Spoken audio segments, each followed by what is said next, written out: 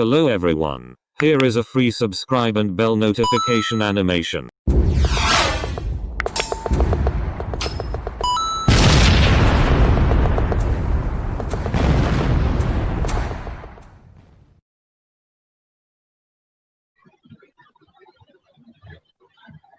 नमस्कार।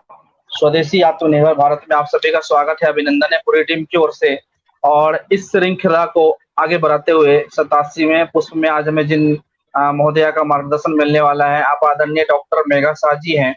और मैं आपका परिचय करा देता हूँ। डॉक्टर मेघा शाह जी जीवन कोच और स्त्री रोग विशेषज्ञ, वैज्ञानिक गर्भ संस्कार मास्टर ट्रेनर, लोक समझता सुखिनो भवंतु इस मंत्र से डॉक्टर शाह को प्रस्तुत किया जाता है कि ये जीवन को अधिक से अधिक अच्छे जीवन के लिए, अपने मानव जीवन के लिए समर्पित और सेवा करें।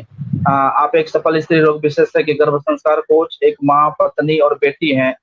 आपने बहुत सारे कार्य किए हैं, जिसमें कि तथास्तु के संस्थापक भी हैं, जो बहुत अच्छा संस्था है। और आप कम से कम मुझे लगता है 10,000 से ज्यादा बच्चों पे आप रिसर्च किए हुए हैं, और वैज्ञानिक भी हैं, गर्भ संस्कार मास्टर ट्रेनर भी हैं। तो ये हम सभी का सौभाग्य है कि आज आपको आपका पाते हम सभी को मिलेगा। तो पूरी टीम की ओर से आपका अभिनंदन और स्वागत है। और हमारे साथ में जो हम सभी के मुख्य अतिथि हैं, और आज का कार्यक्रम और भी सुंदर हो गया है क्योंकि मुख्य अतिथि के रूप में हमारे साथ डॉक्टर फणिकांत मिश्र जी जुड़े हुए हैं। आपको राखल दास मेमोरियल अवार्ड 2017 में मिला है। कल आपका कार्यक्रम था, पूर्व में भी आपका कार्यक्रम, आपका मार्गदर्शन मिलते रहता है। डायरेक्टर हेरिटेज मौलाना अब्दुल कलाम आजाद तकनीकी विश्वविद्यालय में है आप। बंगाल सरकार में पूर्व में रीजनल डायरेक्टर रहे हैं। भारतीय पुरातत्व सर्वेक्षण पूर्वी क्षेत्र ज्योतिषविद का बड़ा ही आपको ज्ञान है। बौद्ध स्तूप, रीवा की खोज, मतलब इतने सारे कार्य आपने किए हैं कि बहुत सारे हैं अपने पास। और मुझे लगता है कि अगर आप मैं बोलूं तो कार्यक्रम का 1/4 समय जो है आपका परिचय कराने में चला जाएगा। और मुख्य वक्ता का भी सेम चीज है। मुख्य वक्ता का भी वही चीज है कि अगर मैं परिचय कराऊं तो आज का जो है 1/4 समय परिचय में जाएगा। तो मैं पूरा डिटेल डालूंगा, लेकिन थोड़ा सा मैं बता देता हूँ। खजुराहो में सबसे बड़े मंदिर की खोज आपने किया, जो से भारत सरकार ने संरक्षित स्मारक घोषित किया। इन स्थानों पर लौट कर निंगडम भी नहीं पहुंच पाए थे। भगवान बुद्ध का मूल भिक्षा पात्र प्रमाणित किया। और जो अभी विषय चल रहा है अफगानिस्तान में, भगवान बुद्ध का जो भिक्षा पात्र मिला है उसको भारत सरकार मान्यता दे, ये इसी पे चल रहा है। पूरा आप रिसर्च कर रहे हैं। तो और भी बहुत सारे कार्य आपको परमार्थ कालीन मंदिर भोजपुर, मध्य प्रदेश भोजपुर मंदिर में शिखर कार्य को संपन्न कराया। पहली बार जगन्नाथ मंदिर के गर्भगृह पुरातात्विक संरक्षण आपके क्षेत्रीय निदेशक के समय ही कराया गया। ऐसे बहुत प्रकार का कार्य आपने किया है।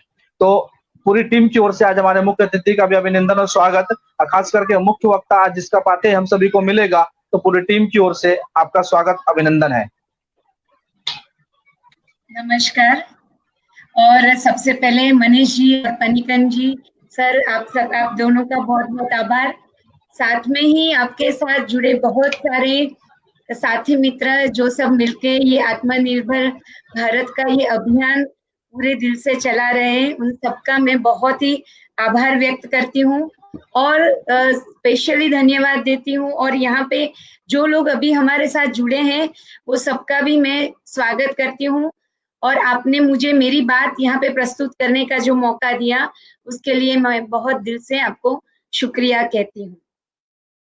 12 मई 2020 में हमारे माननीय मुख्यमंत्री श्री नरेंद्र मोदी जी ने हमें आत्मनिर्भर भारत का एक सपना दिखाया, और ये सपने के लिए कर्तव्यनिष्ठ होने के लिए हमें सबको आह्वान दिया उन्होंने। यहाँ पे मैं मेरे विचार, मातृशक्ति और आत्मनिर्भरता, ये दोनों का क्या मेल है, ये दोनों को कैसे हम साथ में मिला सकते हैं और मातृशक्ति के द्वारा कैसे हम आत्मनिर्भरता को उजागर कर सकते हैं, उसकी बात मैं यहाँ आप सबके साथ करने वाली हूँ। उससे पहले मुझे एक वाक्य याद आता है जो मैंने पढ़ा था। एक बार एक युवक एक संत महात्मा के आश्रम में जाता है। वहां जाके वो युवक उनको कहता है कि आप मुझे आश्रम में कोई सेवा कार्य में आपके साथ मुझे जोड़ दीजिए। तब वो जो संत महात्मा थे उन्होंने पूछा कि आप बहुत अभी तो काफी आपकी उम्र छोटी है, आप क्यों आश्रम में जुड़ना चाहते हैं और सेवा कार्य करना चाहते हैं। तब वो युवक ने बताया कि मैं बेकार हूँ और मैं यहाँ काम करके यहाँ सेवा भी करूंगा और साथ में मेरा गुजारा भी हो जाएगा। तब वो संत महात्मा ने कहा कि मैं आपको यहाँ पे नौकरी पे तो नहीं रख सकता, पर हाँ मैं आपको सही रास्ता दिखा सकता हूँ। आपके पास बहुत सारी शक्ति है, आप वो शक्ति को उजागर कीजिए और अपना रास्ता खुद ढूंढिए। और फिर वो महात्मा जी ने वो युवक को 10 रुपए दिए। वो युवक को महात्मा जी की बातें बहुत असर कर गई। उन्होंने वो 10 रुपए से सूत को खरीदा और सूत को खरीद के उन्होंने उसमें से जनोई बनाना शुरू किया और जनोई बेचना शुरू किया। शुरू शुरू में इतना ज्यादा बहुत उनको ज्यादा प्रतिभाव नहीं मिला, पर धीरे धीरे उनकी जो जनोई थी वो सबको बहुत पसंद आने लगी। उनका काम बहुत बढ़ने लगा, इतने तक कि उन्होंने अपने अंदर किसी एक व्यक्ति को अपने साथ काम करने के लिए जोड़ दिया। और एक बार हुआ यूं कि वही महात्मा जिनको जनोई की जरूरत थी, तो वो युवक के पास आए और उन्होंने जनोई के लिए उनसे जनोई लेने की इच्छा प्रकट की। तो ये युवक ने महात्मा के चरण छूते हुए कहा कि आपने ही मुझे रास्ता दिखाया है, अगर आप ये रास्ता नहीं दिखाते तो आज मैं शायद कहीं रास्ता भूल जाता। और वो युवक और कोई नहीं पर आरएसएस के संस्थापक डॉक्टर केशव राम जी थे। ये मैंने उनके बारे में जब पढ़ा था तब ये पढ़ा था। और आत्मनिर्भरता का मूल कहाँ से शुरू होता है, ये बात मुझे आज अभी ये मेरी बात कहते हुए याद आई, तो मैंने शुरुआत ये बात से की। आज मैं जो बात करने वाली हूँ उसको समझाने के लिए यहाँ मैं शुरुआत में एक छोटी सी एक्टिविटी आप सबको दिखाना चाहूंगी। देखो, जैसे अपने ये दोनों हाथ है, अगर ये दोनों हाथों को मैं ऐसे लॉक करके ऐसे मोड़ूं, आप सब भी अपने घर पे जब आप फ्री हैं ये कोशिश कर सकते। और बाद में अगर कहा जाए कि मेरे दाहिने हाथ की दूसरी उंगली या बाएं हाथ की तीसरी उंगली को मुझे ऊपर करना है तो मेरे लिए बहुत मुश्किल हो जाएगा। पर यही चीज अगर दोनों हाथ खुले हैं और अगर मुझे दाहिने हाथ की कोई भी उंगली या बाएं हाथ की कोई भी उंगली हिलानी है तो बहुत आसान रहेगा।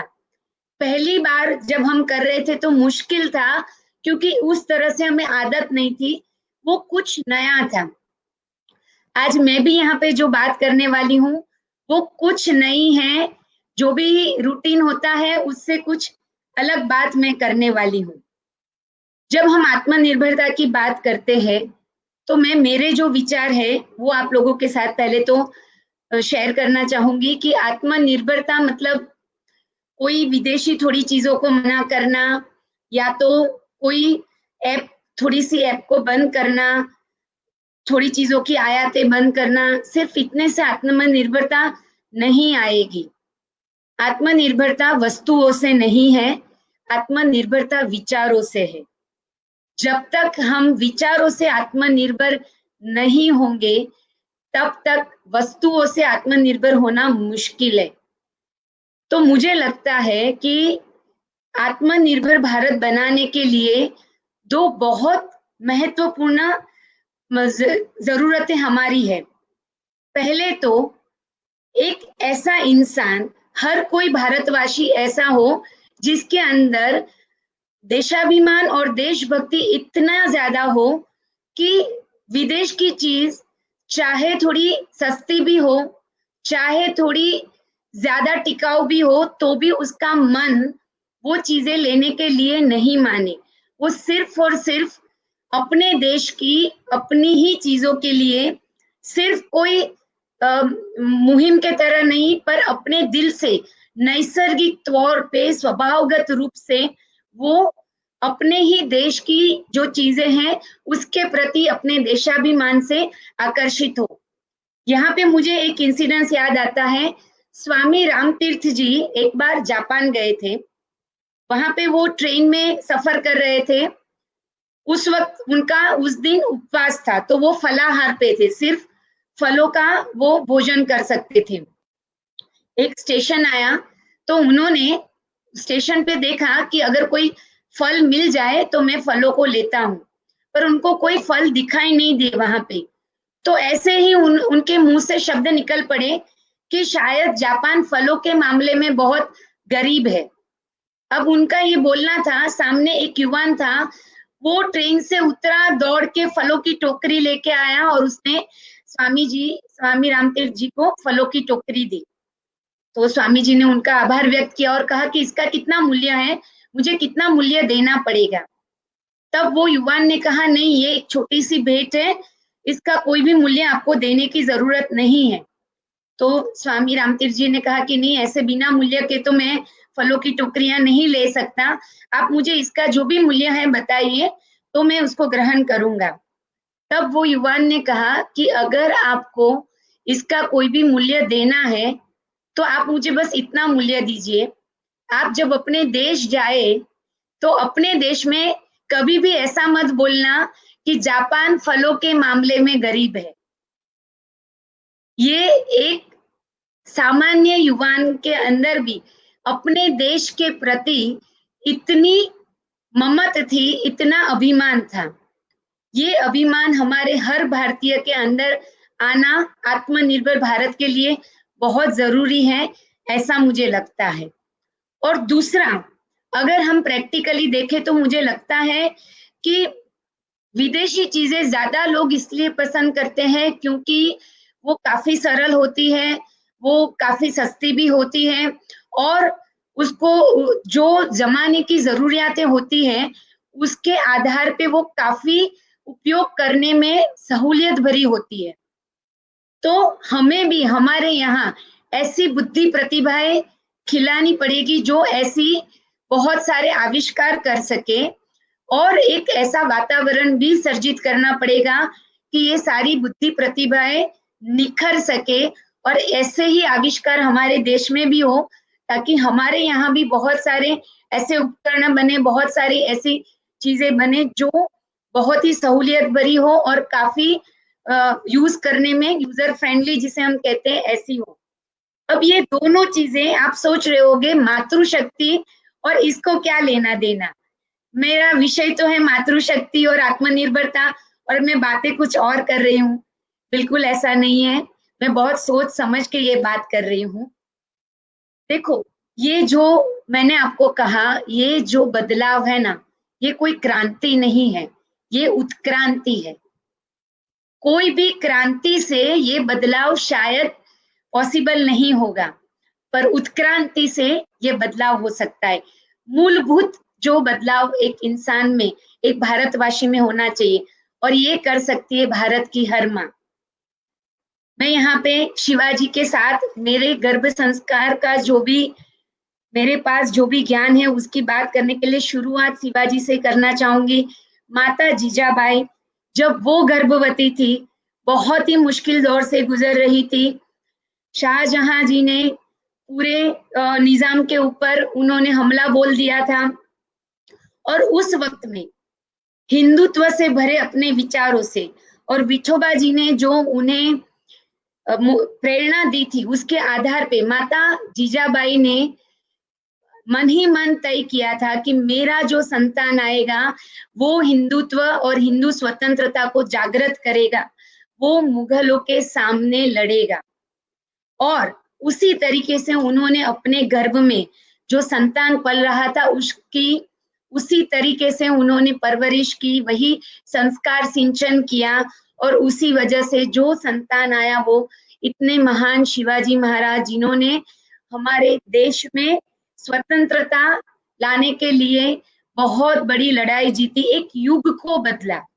हम कह सकते कि शिवाजी के आने से एक युग बदला था, श्री राम जी के जन्म से एक युग बदला था, श्री कृष्ण के जन्म से एक युग बदला था। जब गांधी जी का जन्म हुआ तो हम कह सकते हैं कि एक युग बदला था, और अभी भी हमें जरूरत है एक युग को बदलने की। जो आत्मनिर्भर भारत का सपना हम देख रहे हैं, उसके ये सपना जो हमें मोदी जी ने दिखाया है, वो भी एक युग बदलने जैसा काम है, एक नए युग में जाने का, एक नए समय में जाने की बात है। और ये कार्य मातृशक्ति बहुत अच्छे से कर सकती है। सिर्फ माता जीजाबाई में ये ताकत नहीं है कि वो शिवाजी महाराज को जन्म दे, या तो सिर्फ भुवनेश्वरी देवी में ये ताकत नहीं है कि वो स्वामी विवेकानंद जी को जन्म दे, या तो सिर्फ देवकी में ये ताकत नहीं है कि ये वो कृष्ण जी को जन्म दे। दुनिया की हर माँ में ये ताकत है कि वो भी शिवाजी महाराज, वो भी श्री कृष्ण जी, वो भी विवेकानंद जी को जन्म दे सकती है। अगर माता चाहे तो वो पूरे युग को बदल सकती है। और यहाँ पे यही एक मिशन के साथ, यही एक भावना के साथ तथास्तु के अंदर हम लोग बहुत सालों से माताओं को, हमारे जो गर्भ संस्कार का वैदिक विज्ञान है उससे हम परिचय करवाते हैं, मातृशक्ति क्या है उसका उन्हें एहसास कराते हैं, और वही मातृशक्ति को वो कैसे अपने आने वाले संतान के निर्माण के लिए उसका उपयोग कर सकते हैं, उसके बारे में हम उनको पूरा ज्ञान देते हैं। वही गर्भ संस्कार का ज्ञान मैं आज आप लोगों के साथ लेके आई हूँ। वैसे देखें तो गर्भ संस्कार मतलब, अगर उसको शाब्दिक अगर उसका अर्थ समझे तो गर्भ में संस्कार, संतान को गर्भ में संस्कार देना, उसको शिक्षित करना, उसको हम सादे शब्दों में गर्भ संस्कार कह सकते हैं। पर गर्भ संस्कार अगर उसके अर्थ के मामले में हम देखें तो बहुत ही गहरा अर्थ है उसमें। 5000 साल पहले पिपलत जी ने यजुर्वेद में गर्भोपनिषद लिखा। ये गर्भोपनिषद में उन्होंने एक उत्तम संतान को कैसे एक माता पिता जन्म दे सकते हैं और उत्तम संस्कारी संतान को जन्म देने के लिए एक माता पिता को क्या क्या करना चाहिए उसके बारे में बहुत विस्तृत तरीके से उन्होंने पूरा ज्ञान दिया है। इसके अलावा भी हमारे वेदों में तैत्तिरीय उपनिषद है, ऐत्तिरीय उपनिषद है, बृहदारण्यक उपनिषद है, हर जगह पर उत्तम संतति के निर्माण की बातें कही गई है। पर जब हम लोग आजकल के माता पिता के साथ बातें करते हैं तो कहीं ना कहीं जब हम वेदों की बातें करते हैं तो उनका स्वीकार भाव कम होता है। उनको लगता है कि ठीक है, अभिमन्यु के बारे में हमने सीखा था कि अभिमन्यु ने माता के गर्भ में बहुत सारा ज्ञान लिया था, पर इसका इस जमाने से क्या लेना देना है। प्रहलाद के बारे में हम सबने जाना है। प्रहलाद वैसे तो एक राक्षस की संतान थे। अगर जीनेटिक्स की बात करें तो राक्षस का बेटा राक्षस ही होना चाहिए, क्योंकि आमतौर पे हम कहते हैं कि जीनेटिकल नेचर जो होता है वो जीन्स थ्रू बच्चे में आता है। तो हिरण्यकश्यपु तो बहुत बड़े राक्षस थे, और उनकी संतान प्रहलाद कैसे इतने बड़े भक्त बन पाए, क्योंकि जो 10 अवतार की बात है उसमें प्रहलाद जी के लिए ही भगवान ने सिर्फ एक इंसान के लिए जन्म लिया हो, ऐसा एक ही अवतार है। जब राम के स्वरूप में जन्म लिया तो बहुत सारे लोगों के लिए, एक पूरे राक्षस गण से बहुत सारे लोगों को मुक्त कराने के लिए जन्म लिया। जब कृष्ण के तौर पे जन्म लिया तो भी बहुत सारे लोगों को उनको तकलीफों से मुक्त कराने के लिए जन्म लिया। सिर्फ एक ही अवतार ऐसा है जहां पे एक इंसान, एक भक्त के लिए भगवान ने जन्म लिया, और वो है प्रहलाद जी। तो कैसे ऐसा हो पाया? ऐसा कहा जाता है कि उनकी माता कयाधु जब वो गर्भवती थी तब नारद ऋषि, क्योंकि इंद्र भगवान को डर था कि ये जो बच्चा है अगर उसके अंदर हिरण्यकश्यपु के गुण आए तो ये कितना बड़ा राक्षस बनेगा। तो इंद्र भगवान उसे गर्भ में ही मारने के लिए जा रहे थे। तब नारद ऋषि ने उनको रोका और उन्हें कहा कि किसी भी गर्भवती के गर्भ को मारना बहुत बड़ा पाप है। तब जब इंद्र भगवान ने अपनी जो चिंता थी वो व्यक्त की तो नारद जी ने कहा आप उसकी चिंता छोड़ दीजिए, ये आने वाला बच्चा बहुत बड़ा भक्त बनेगा, ये मेरी जिम्मेदारी है। फिर नारद जी माता कयाधु को अपने आश्रम में लेके गए और वहां पे माता ने अपनी पूरी जीवन शैली को बदला, अपने पूरे संस्कारों को बदला और आने वाले संतान को ये संस्कार दिए कि एक राक्षस का बेटा एक बहुत बड़ा भक्त बना। पर जब हम ये सारी बातें आजकल के माता पिता को समझाते हैं तो कहीं ना कहीं उनके मन में ऐसे प्रश्न आते हैं कि ठीक है, ये उस वक्त था, पर अभी इसका क्या महत्व है? क्या आज भी हम अभिमन्यु या प्रहलाद को जन्म दे सकते हैं? क्या आज की माता भी शिवाजी को जन्म दे सकती है? और तब एज अ डॉक्टर मैं उनको यही जो हमारा गर्भ संस्कार है, उसी का जो विज्ञान है, वो उनके साथ में जब समझाती हूँ, तब वो लोग ये बात को मानते हैं। वर्ल्ड वाइड बहुत सारी ऐसी इंस्टीट्यूट है जो बच्चे के गर्भ में जो विकास हो रहा है उस पे रिसर्च करती है।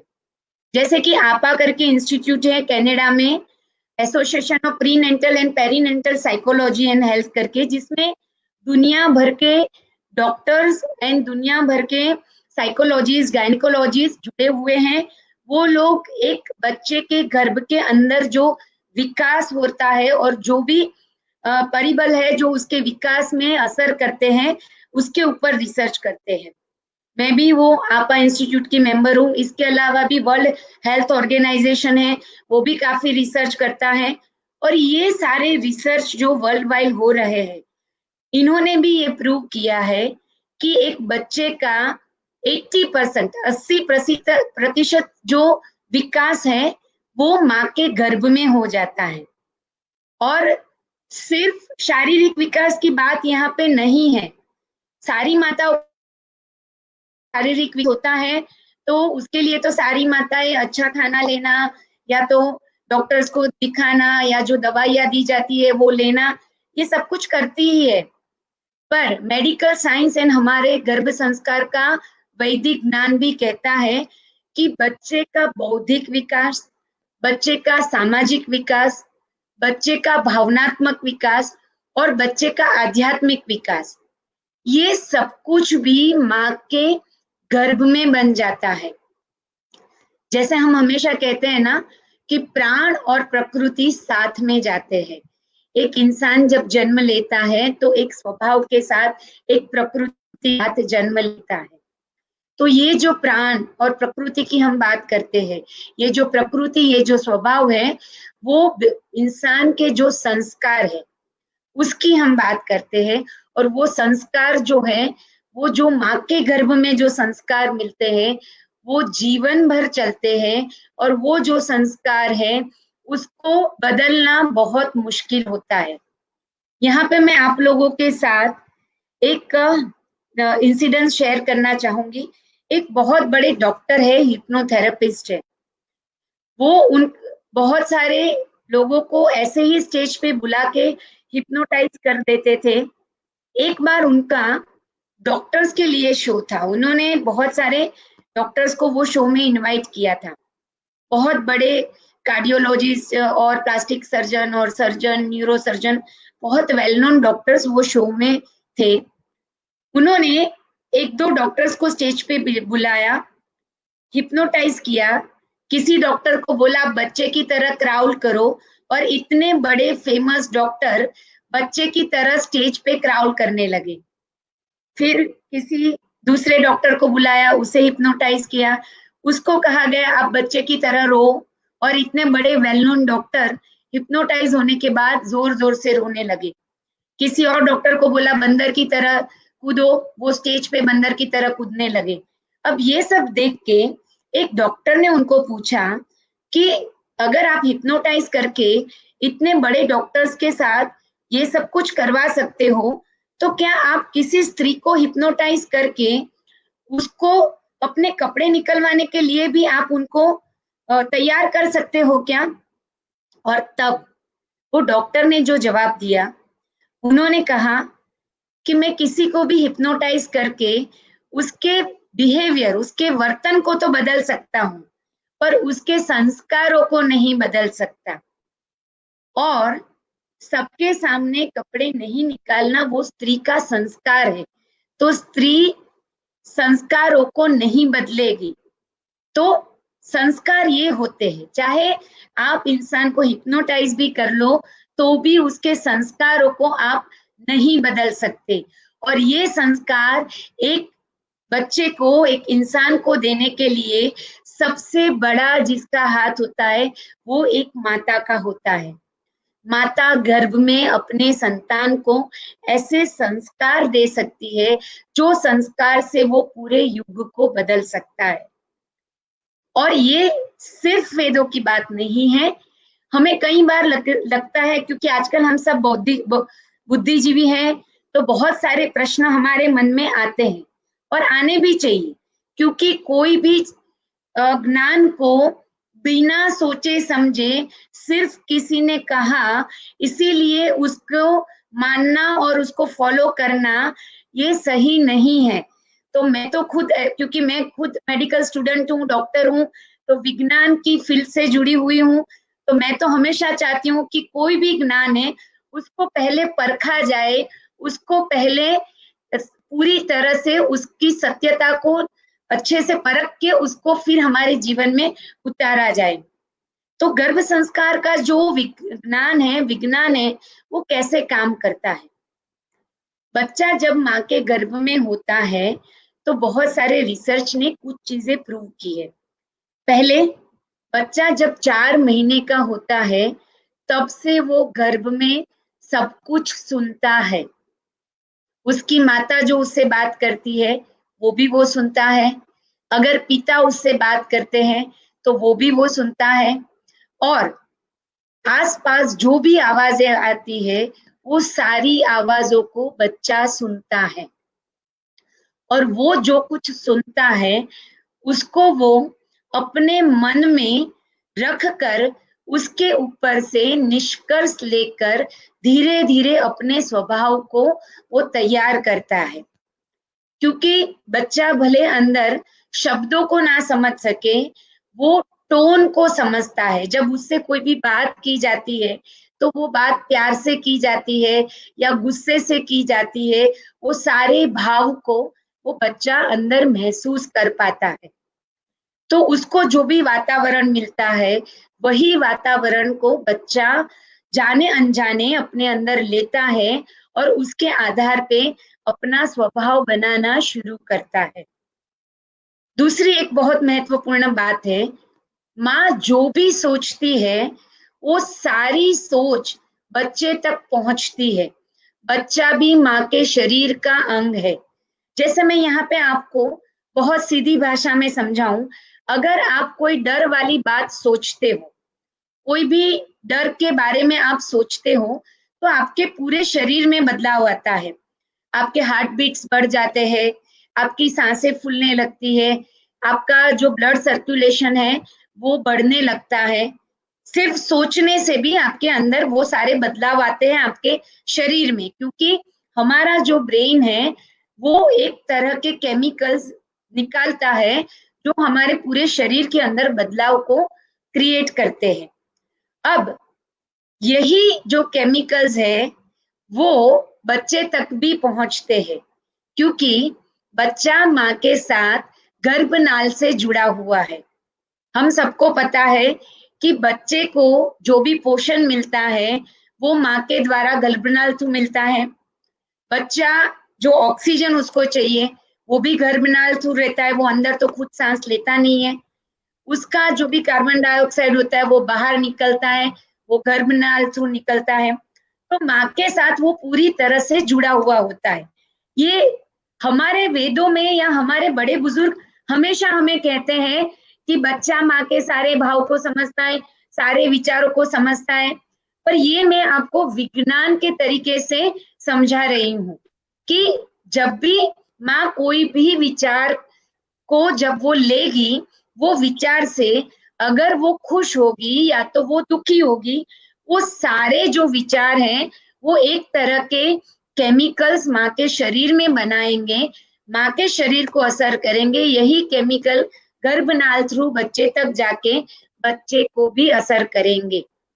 तो अगर माँ कुछ नेगेटिव सोचती है, नकारात्मकता सोचती है, तो बच्चे तक भी वो नकारात्मकता जाती है। अगर माँ कुछ हकारात्मकता वाली बातें सोचती है तो वो भी बच्चे तक जाती है। बहुत सारे ऐसे एग्जाम्पल हैं हमारे यहाँ। अगर हम पुराने वक्त की बात करें तो माता त्रिशला, महावीर स्वामी की माता जी का ये एक हमारे पास एग्जाम्पल है कि गर्भ में जब महावीर स्वामी अंदर मूवमेंट देते थे तो माता को दर्द होता था। अब महावीर स्वामी हम सबको पता है वो करुणा में मानते थे, तो उनको लगा कि मेरे अंदर मूवमेंट देने से मेरी माता को दर्द होता है, तो उन्होंने मूवमेंट देना बंद कर दिया। अब स्वाभाविक तौर पे बच्चे ने मूवमेंट बंद कर दिया तो माता को चिंता होने लगी कि बच्चा अभी अंदर क्यों फर्क नहीं रहा है। जब माता को चिंता हुई तो महावीर स्वामी जी को पता चला कि ये तो उल्टा हो गया, मैं तो माँ को दर्द से मुक्त करवाना चाहता था, उल्टा माँ तो चिंता में चली गई। और उन्होंने फिर से मूवमेंट देके माँ को एहसास दिलाया कि मैं अंदर अच्छा हूँ। ये हमारे यहाँ पे ये इंसिडेंस आता है। यही चीजें बहुत सारे रिसर्च से आज भी प्रूव हुई है। बहुत सारे ऐसे रिसर्च है, जैसे कि यूके में एक डॉक्टर माइकल लीबरमैन नाम के साइंटिस्ट है, उन्होंने एक एक्सपेरिमेंट किया। जो माताएं स्मोक करती थी, वहां पे कुछ माताएं थी जो प्रेगनेंसी में स्मोकिंग करती थी, वो माता जब स्मोक करती थी तब उन्होंने सोनोग्राफी की और बच्चे को उसका क्या प्रभाव पड़ता है वो देखने की कोशिश की। तो उन्होंने देखा कि बच्चा अंदर बहुत टेंशन में आ जाता है, बहुत ज्यादा मूवमेंट देने लगता है, बच्चे की जो हार्ट बीट्स हैं वो बहुत बढ़ जाती है।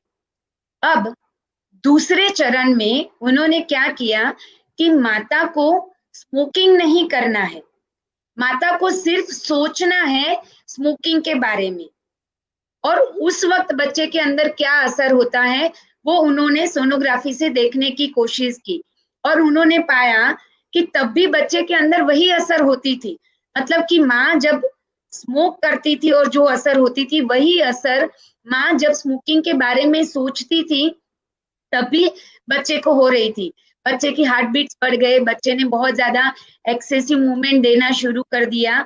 मतलब माँ का सिर्फ कार्य नहीं, माँ की जो सोच है उसका भी बहुत बड़ा प्रभाव बच्चे पे होता है। हमारे वेदों में कहा गया है सौमनस्य प्रसन्न चित्त, मतलब कि माता को पूरे 9 महीने बहुत खुश रहना है, क्योंकि मेडिकल साइंस भी कहता है कि माँ जो भी भावनाएं, जो भी इमोशंस फील करती है वो भी खुशी के या तो स्ट्रेस के हॉर्मोन्स हैं उसको रिलीज करते हैं और वो भी बच्चे तक जाते हैं। और बच्चा भी इंसान है, ह्यूमन है, तो उसको भी वही असर करते हैं।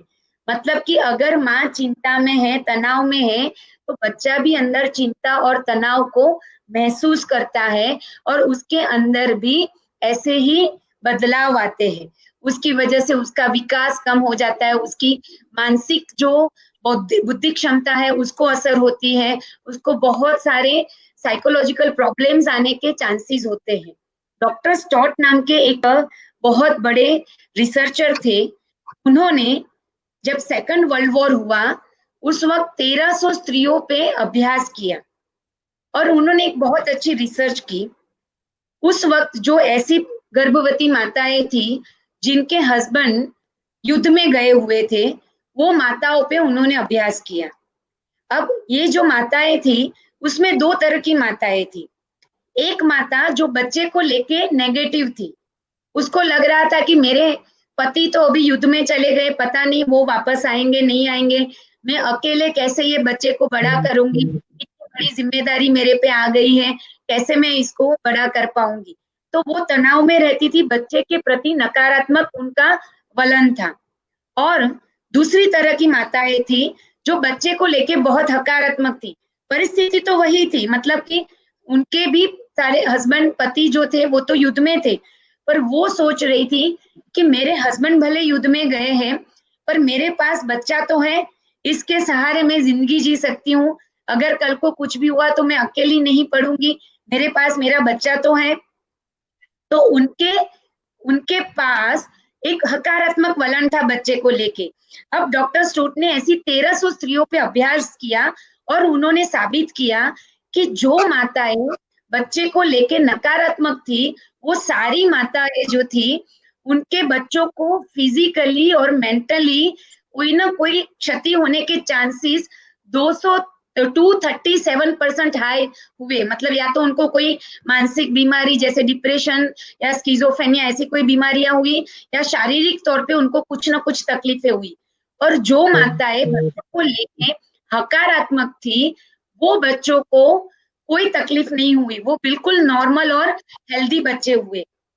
मतलब माता की जो मानसिकता है, माता की जो भावनात्मक परिस्थिति है, वो बहुत असर करती है गर्भ में जो बच्चा पल रहा है उसके ऊपर। तो अगर एक माता, हम हमारे जो गर्भ संस्कार का प्रोग्राम है उसमें सारी माताओं को ये सिखाते हैं कि चाहे कोई भी परिस्थिति हो, कोई भी संजोग हो, आप अपने बहुत हकारात्मक अभिगम से बच्चे को पूरी तरीके से हकारात्मक और स्वस्थ बना सकते हैं, और अपने विचारों को बच्चे के अंदर आरोपित करके बच्चे को वही संस्कार के रूप में दे सकते हैं। तो यही जो विज्ञान है, इसका बेस बनाकर या उसको हमारे मूल में रखते हुए मैं सारी माताओं को यहाँ पे ये कहना चाहती हूँ कि अगर हम आत्मनिर्भर भारत का सपना देख रहे हैं, तो हर माता को अपने संतान को अभी से, जब वो गर्भवती है तब से, जब वो संतान के लिए प्रयत्न कर रही है तब से, अपने संतान को आत्मनिर्भरता के संस्कार देने पड़ेंगे। जब आप ये संस्कार अपने बच्चे को जन्म से देंगे, तो एक आने वाली जो जनरेशन, जो पूरी पीढ़ी तैयार होगी, जो बहुत ही देशभक्ति, देशाभिमान और आत्मनिर्भरता के मूलभूत स्वभाव के साथ तैयार होगी। तो आत्मनिर्भरता के लिए हमें कोई प्रयत्न करने की जरूरत ही नहीं रहेगी, वो हमारा मूलभूत स्वरूप हो जाएगा। तो ये, क्योंकि बहुत सारे, जब आज तक मेरे साथ 10,000 से ज्यादा माताएं जुड़ चुकी हैं, अभी तक बहुत लाखों माताओं को मैंने गर्भ संस्कार के बारे में समझाया है, पर 10,000 से ज्यादा माताएं ऐसी हैं जिन्होंने पूरे 9 महीने बहुत अच्छे से अपने पूरी जीवन शैली को बदला है, अपने विचारों को बदला है, और उनको बहुत अच्छे परिणाम अपने संतानों में मिले हैं। जैसे मैं आपको यहाँ पे कुछ एग्जाम्पल देना चाहूंगी। कुछ माताएं हैं जो गर्भावस्था के दरमियान ओम चैंटिंग करती है, ओम का मंत्र जाप करती है, और मेरे पास ऐसे वीडियोस हैं। अभी यहाँ पे तो हमारे पास ये सुविधा नहीं है तो मैं नहीं बता सकती, पर ऐसे वीडियोस है, छोटे बच्चे को जब भी वो रोता है, उसको जब ओम सुनाया जाता है, बच्चा आराम से शांत होके सो जाता है। ऐसे माताओं के वीडियो मेरे पास है। फिर कुछ ऐसी माताएं भी हैं कि जिनके बच्चे जो है, मतलब सब माताएं एक तो बात कहती है कि बच्चे बहुत शांत होते हैं, अंदर से स्वभावगत रूप में वो बहुत ही संतोषी होते हैं, शांत होते हैं। बहुत सारे अनुभव माताओं के हैं।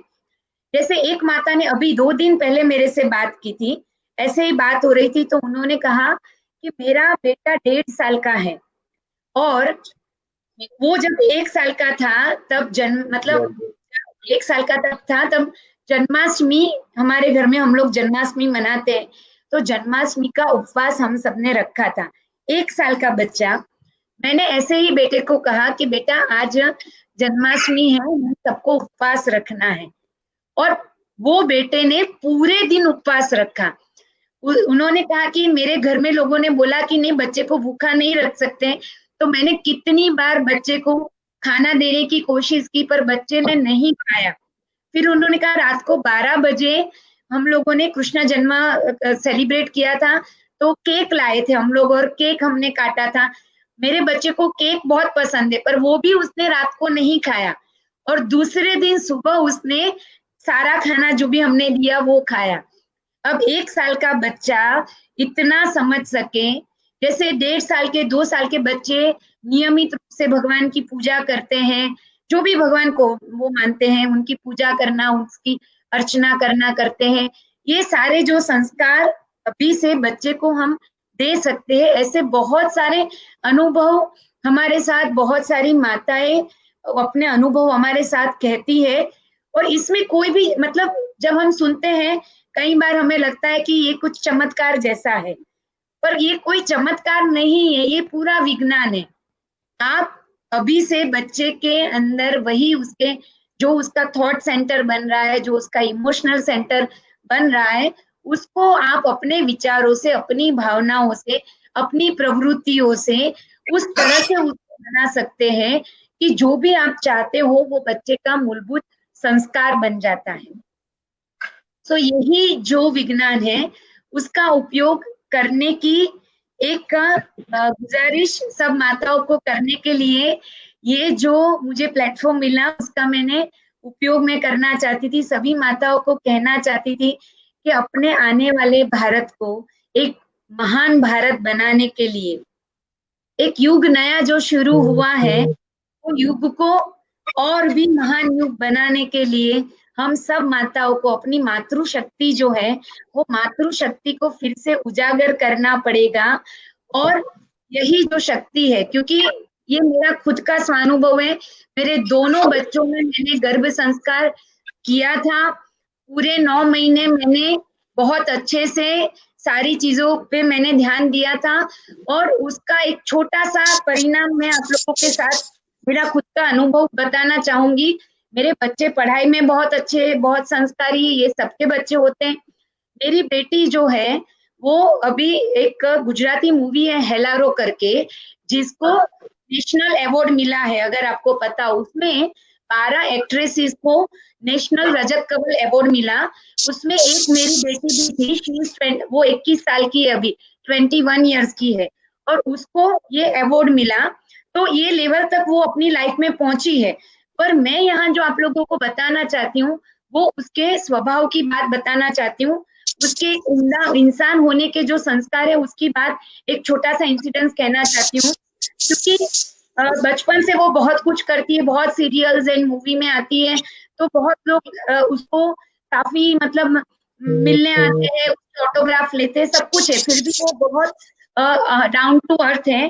थोड़े दिन पहले उसने मुझे बताया कि एक जगह एक स्कूल में उनकी मूवी का प्रमोशन था और वो लोग सारे वहां गए हुए थे, और बच्चे, स्कूल के बच्चे उनके साथ सेल्फी लेने के लिए लाइन में खड़े हुए थे। अब जब बच्चे सेल्फी लेने आए तो उनके साथ मेकअप करने के लिए जो एक लड़की थी वो थोड़ा साइड में चली गई, क्योंकि उसको लगा कि लोगों को तो हीरोइन के साथ फोटो लेने होते हैं, हमारी वैल्यू नहीं होती है। अब इतनी छोटी सी बात को मेरी बेटी ने समझा, उसको लगा कि नहीं, उनको भी इतना ही रिस्पेक्ट मिलना चाहिए जितना रिस्पेक्ट हमें मिलता है। उन्होंने उसको अपने पास लेके आए और फोटो में खड़ा रखा और कहा कि दीदी, अगर आपने हमारा इतना अच्छा मेकअप नहीं किया होता तो हम स्क्रीन पे इतने अच्छे नहीं लगते। तो इतनी छोटी बात पर किसी भी इंसान को सम्मान देना, उसके काम के प्रति एक आदर व्यक्त करना और उसकी भावनाओं को समझना, ये जो स्वभाव या संस्कार मेरी बच्ची में आ पाए, उसके लिए मैं गर्भ संस्कार को कारणभूत समझती हूँ। ये सिर्फ मैंने आप लोगों के साथ इसलिए शेयर किया कि मेरा खुद का अनुभव है और बाद में इतनी माताएं मेरे साथ जुड़ी है, और यही अनुभव, यही विज्ञान को हमें लेके चलना है और हमारे भारत का भविष्य हमें बदलना है। तो ये एक मेरा संदेश था, या मेरे गर्भ संस्कार के बारे में जो भी मुझे कहना था वो मैं यहाँ आप लोगों के साथ कह पाई हूँ।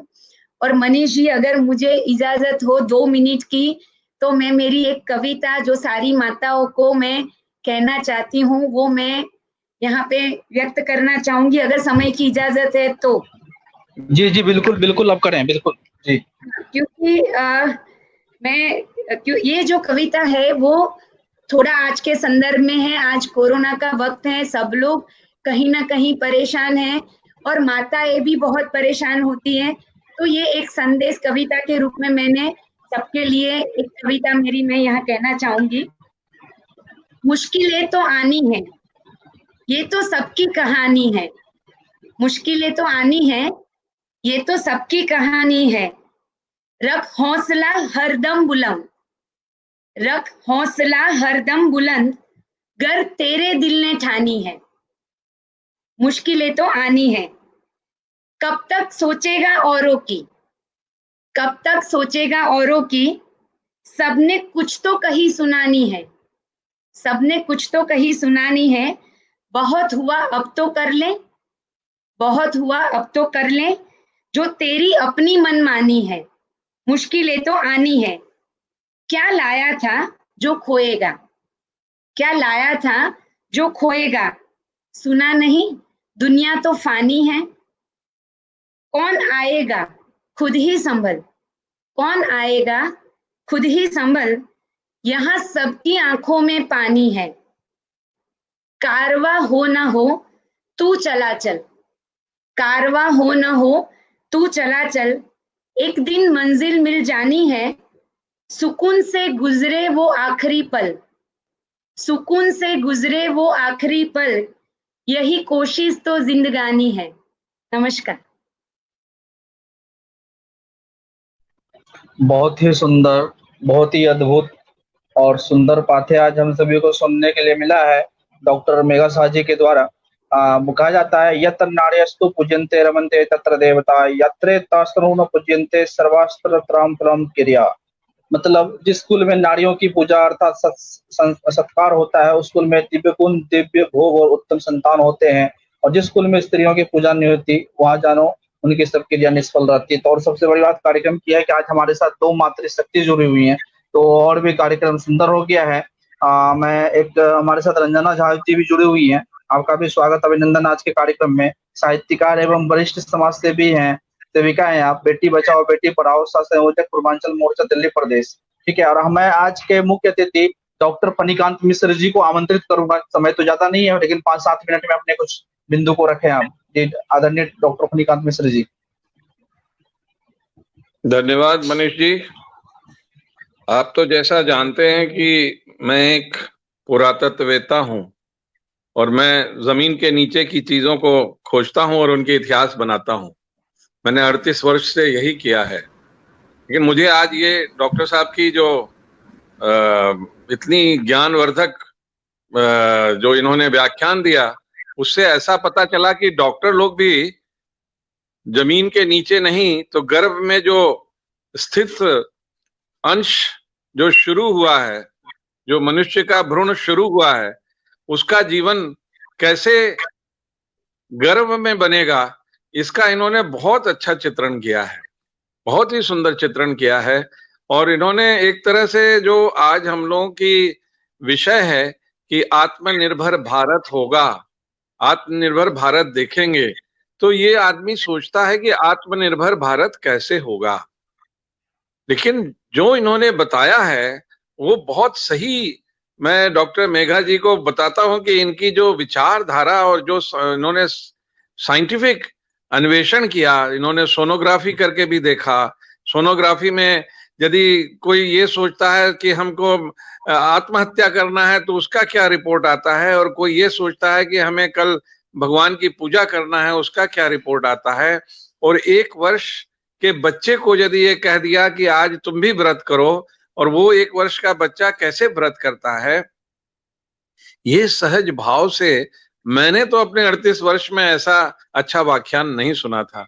मैं आपको बहुत आशीर्वाद देता हूं, बहुत धन्यवाद देता हूं कि आपकी जो ये व्यू है, ये व्यू दूर दूर तक जानी चाहिए। और हर गर्भ स्त्री को, हर माता को, आप 10,000 माताओं से जुड़ी हैं, मैं तो चाहूंगा कि आप 10 लाख माताओं से जुड़ें, और आपकी जो विचार है ये जितना ज्यादा लोगों तक जा सके और लोगों के समझ में आ सके कि गर्भ स्त्री का क्या रोल है समाज बनाने में, गर्भवती स्त्री को कैसे समाज में रहना चाहिए, और कैसे ये आत्मनिर्भर भारत बनेगा जो हमारे प्रधानमंत्री का स्वप्न है, वो इसी तरह पूरा होगा।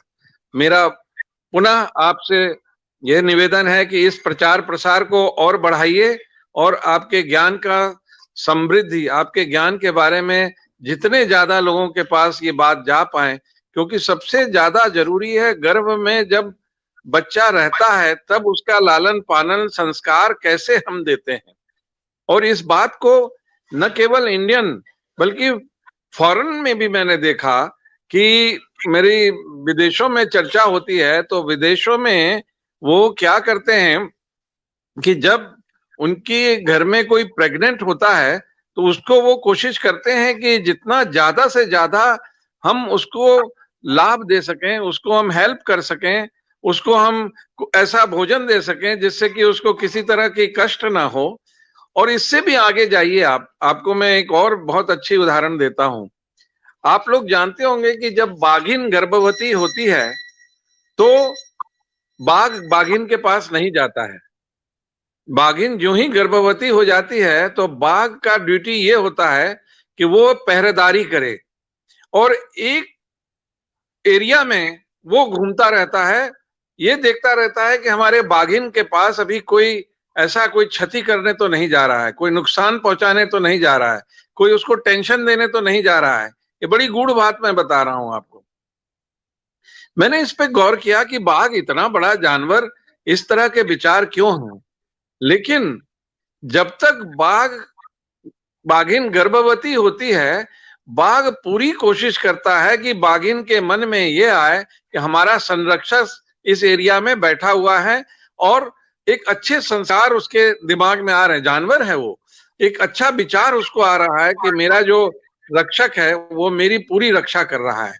और आप देखिए बाघिन जब बच्चा उसका होता है तो बाघिन सबसे पहले खुश होकर बाघ को ढूंढती है, दौड़ी दौड़ी हंसते हुए जाती है वो बाघ के पास बच्चे को लेके, और बाघ फिर उसको देखता है कि अरे मेरा ड्यूटी खत्म हो गया, मेरा कार्य खत्म हो गया।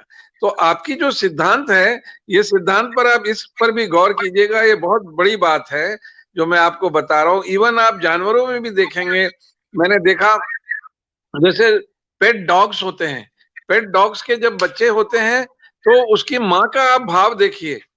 जब माँ गाभिन होती है तो जो डॉग उसका हस्बैंड होता है उसका आप भाव देखिए, आप स्टडी कीजिए, आपको पता चलेगा कि इस पीरियड में जब वो प्रेग्नेंट है तो वो कितना ज्यादा भाव विभोर है अपनी पत्नी के लिए जो गाभिन है। तो बहुत मूल बात आपने कही, बहुत जड़ की बात कही। मैं तो यही बताया कि मैं तो पुरातत्ववेत्ता हूं, मैं जमीन के नीचे मतलब एक राष्ट्र खोजता हूं, सभ्यता खोजता हूं, लेकिन आपने तो ये जीवंत एक सभ्यता खोज के दिया है। मैं पुनः आपको आशीर्वाद देता हूं और इस तरह का प्रचार प्रसार हो इसके लिए शुभकामना मेरी हर तरह से प्रयास रहेगा कि आपका ये विचार दूर दूर तक जाए। धन्यवाद। बहुत बहुत आभार। जी, बहुत बहुत धन्यवाद। और मैं थोड़ा बदलना चाहूंगा, थोड़ा मैं गलत 10,000 बोल दिया था, 10,000 नहीं बल्कि तथास्तु के साथ आपने 2 लाख से अधिक लोगों को सिखाया है। आपने गर्भ संस्कार 2 लाख से अधिक लोगों को सिखाया है और 9 महीने में 10,000 जोड़ों को प्रशिक्षित किया। ये बहुत बड़ी बातें हैं, ठीक है। तो और हमारे जो आदरणीय फणिकांत मिश्र जी हैं, जो आज के मुख्य अतिथि हैं, कल बहुत सुंदर विषय हुआ था जो कि अभी भगवान बुद्ध का अफगानिस्तान के संग्रहालय में भिक्षा पात्र का सत्यापन, आपने बहुत सारे रिसर्च किए हैं और अभी ये मुझे लगता है जो ये रिसर्च है ये भारत में क्रांति लाने वाला है बहुत जल्द, और आ चुका क्रांति और आने वाला है। तो हम सभी का सहयोग करना पड़ेगा और इस कार्यक्रम को ज्यादा से ज्यादा आप लोग शेयर करेंगे। बहुत ही सुंदर, जैसे कि हमारे आदरणीय फणिकांत मिश्र जी ने कहा कि आप तो धरती के अंदर की चीजों को ढूंढते हैं, लेकिन यहाँ पे क्या है, भारत को आत्मनिर्भर बनाने के लिए जो ये है ये सबसे अहम हिस्सा है कि जो नई पीढ़ी, जो नई युवा आए वो मजबूत आए। बोलता है ना, संघर्षों के साये में इतिहास हमारा पड़ता है, जिस ओर जवानी चलती है उस ओर। अगर हमारा जो यंग ब्लड है, अगर वो सही मोटिवेशनल सही चीजों को राष्ट्रीय विचारधारा से ओतप्रोत होगा तो ये भारत आत्मनिर्भर अपने आप उस दिशा में चल पड़ेगा और जो भारत का विश्व वैभव है, विश्व गौरव है, वो सब आ जाएगा। तो मैं आज के धन्यवाद ज्ञापन के लिए रंजना झा जी को आमंत्रित करूंगा और रंजना झा जी का बड़ा आशीर्वाद रहता है हम सभी पे और आपका मार्गदर्शन आशीर्वाद हम सभी को मिलते रहता है। तो आप ज्यादा तो लगभग कार्यक्रम समाप्ति की ओर है, 5 मिनट समय है अपने पास, तो आप अपने कुछ बंधु रख करके आप धन्यवाद ज्ञापन करें। जी श्रीमती। नमस्कार। आज का जो व्याख्यान था, एक तो मातृशक्ति में डॉक्टर मेघा जी का तो मैं बहुत बहुत धन्यवाद उनको देना चाहती हूँ। मैं भी आज तक इतने अच्छे व्याख्यान और इतने अच्छे सांस्कारिक रूप में जो विचार लोगों के होनी चाहिए वो नहीं देखा था। तो मैं समझती हूँ कि डॉक्टर मेघा जी के द्वारा जो आज हम लोगों को जो गर्भ संस्कार के विषय में जो जानकारी मिली, ये तो मैं कहूँगी कि उनको हर मंच पर जाकर के हर समाज के बड़े बड़े रूपों में उनको देना पड़ेगा। मैं तो यहाँ तक देना चाहिए नहीं, देना पड़ेगा, क्योंकि आज का जो भारत है, आज के जो कुछ युवक जो भटक गए हैं, या जो कुछ महिलाएं भी जो हमारी कुछ ऐसे जो संस्कारिक रूप में जो भटकी हुई महिलाएं हैं, उनको ये बहुत जरूरी है कि जब वो गर्भ धारण करती हैं तो उनको कैसे सुंदर सुंदर विचार लाना पड़ेगा, ये समाज की एक रूपरेखा उनको तैयार करनी पड़ेगी। तो मैं तो ये चाहूंगी कि डॉक्टर मेघा जी आप ऐसे अपनी मातृशक्ति की और भी महिलाओं को जोड़ें, जिससे कि ये बहुत बड़ा मंच पर ऐसे गर्भधारण संस्कार समाज के बृहद रूप में ये फैल सके। तो ये जैसे अभी मैं उनको भी धन्यवाद देना चाहूंगी फणिकांत मिश्र जी को, जिन्होंने अभी एक पशुओं के द्वारा भी बाघिन का एक उदाहरण दिया। ये बहुत अच्छा उदाहरण है, और इसके भी एक माध्यम पशु पक्षी जानवर जितने भी होते हैं, तो आपने भी डॉक्टर मेघा जी जो आपने कहा, ये अभिमन्यु की भी एक उदाहरण हम लोग महाभारत से भी जानते आए हैं। तो सच में अगर आप गर्भधारण के समय में जैसा सोचते हैं, जैसा खाते हैं, बच्चा वैसे पलता है।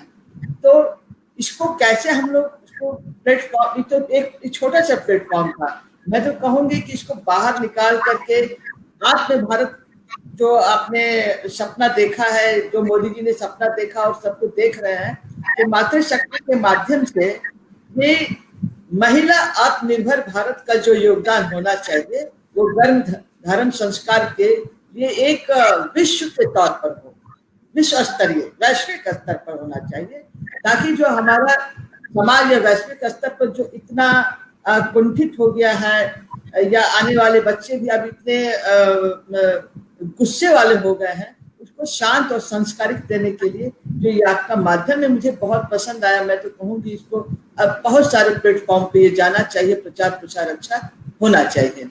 तो मैं बहुत बहुत धन्यवाद देती हूँ कि आपने इतने सुंदर, इतने अच्छे व्याख्यान प्रस्तुत किए, और सोच भी जो आत्मनिर्भर भारत के लिए आपने जापान की भी उदाहरण दी। ये बात सच है, जब तक अपने देश के बारे में हम नहीं सोचेंगे, संस्कार अच्छी होगी, विचार अच्छे आएंगे, तो सब कुछ मेरा देश का निर्माण पुनः स्वतः ही अपने आप सुधर जाएगा। ये आपके विचारों से मैं बहुत सहमत हूँ। और फणिकांत मिश्र जी, आपने जो अंदर की बात जो कही, आपने तो बहुत अच्छे अच्छे अवार्ड भी आपको इसमें मिले हुए हैं, राखल अवार्ड जिसको कहते हैं। तो आपने तो इतना अच्छा निर्माण किया है, इतने आपने शोध किए हैं और आगे भी कर रहे हैं। तो मैं तो कहूँगी कि आप जैसे लोग, महान लोग, अगर भारत के ऐसे पुरखा अगर हमारे समाज में, हमारे देश में इस तरह के आए, तो एक सीख है। ऐसे तो हजार मंच में हजार बातें होती रहती हैं, राजनीति की, सामाजिक की, जो अनगढ़ है उससे कोई लेना देना नहीं है।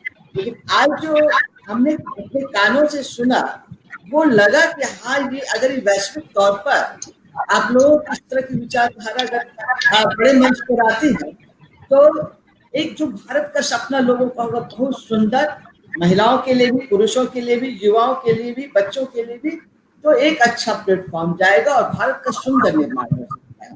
तो ये मनीष जी को भी मैं धन्यवाद दूंगी कि ये जो आपने आत्मनिर्भर भारत के लिए रोज एक नई नई मेहमान को लाते हैं अलग अलग विषयों पे, तो ये मैं इससे बहुत सहमत रहती हूँ, बहुत अच्छा लगता है। मैं मनीष जी को ऐसे महान कहाँ से खोज के लाते हैं, मैं उनके लिए भी बहुत बहुत उनको धन्यवाद देना चाहूंगी। कि ढूंढना भी एक कला होता है कि आप जैसे मिश्र को लाए और हमको इस तरह से अच्छे ज्ञान दिए। मैं भी देखिए बहुत बहुत आप लोगों का धन्यवाद, आज आप लोग आए, बहुत बहुत धन्यवाद जी। मैं एक बात और जोड़ना चाहूंगा।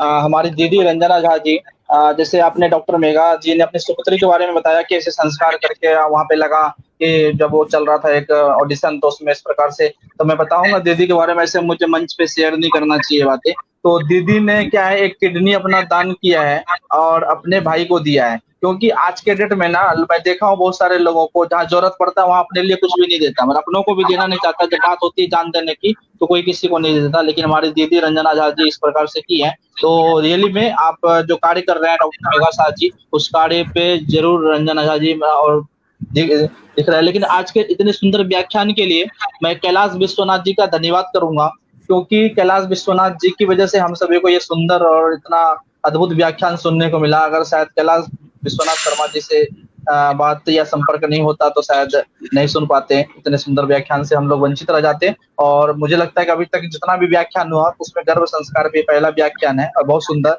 और आपका कार्य बहुत विशाल है डॉक्टर मेघा शाह जी। अपने यशस्वी प्रधानमंत्री जब पूर्व में मुख्यमंत्री रहे हैं गुजरात के, तो अभी भी अप्रिशिएट करते हैं आपको, और पूर्व में भी आपको अप्रिशिएट किया है। तो आज के सभी अतिथियों का मुख्य वक्ता का धन्यवाद पूरी टीम की ओर से। और कार्यक्रम में बहुत सारे बंधु हम सभी के साथ जुड़े हुए हैं, आप सभी का भी स्वागत अभिनंदन। और खास करके रंजना झा जी दीदी हमारी, आपका हृदय से आभार कि आपका आशीर्वाद मिलते रहता है जी। आप सभी का नमस्ते। बहुत बहुत धन्यवाद।